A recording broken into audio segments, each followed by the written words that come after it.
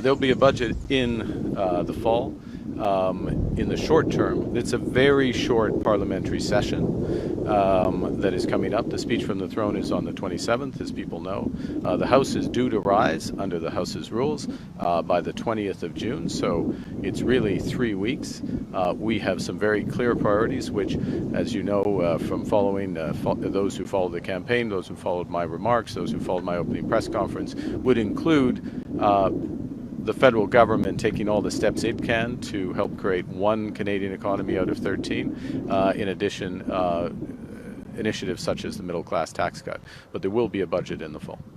Abigail Beeman, CTV News. Yep. To that point, with your economic experience as a former governor of two central banks, Yep. why not present Canadians with a budget at the very first opportunity? Well, this is in fact based on my economic experience. There is not much value in my judgment, and it's considered judgment, and it's judgment based on experience, that there is not much value in trying to rush through a budget in a very narrow window, 3 weeks, with a new cabinet, effectively a new finance minister, just reappointed, but a new finance minister, rush that through, for example, in advance of the NATO summit, which happens after Parliament rises. So the NATO summit, 23rd, 24th, that is going to be a very important event for the security of Canada, but also it will have fiscal implications. It will have budgetary implications for Canada. That's one example.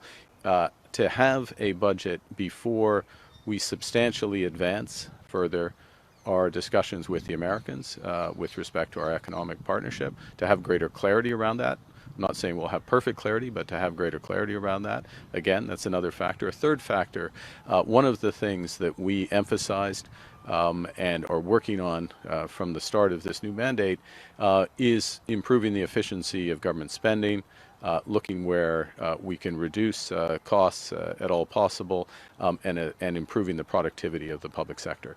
We are launching that those set of initiatives, having greater visibility on that as we prepare a budget. All of those three factors, so defense spending, the economic outlook, including the tariff relationship with the United States and the efficiency, all of those coming together, we will have a much more comprehensive, effective, ambitious, prudent budget in the fall.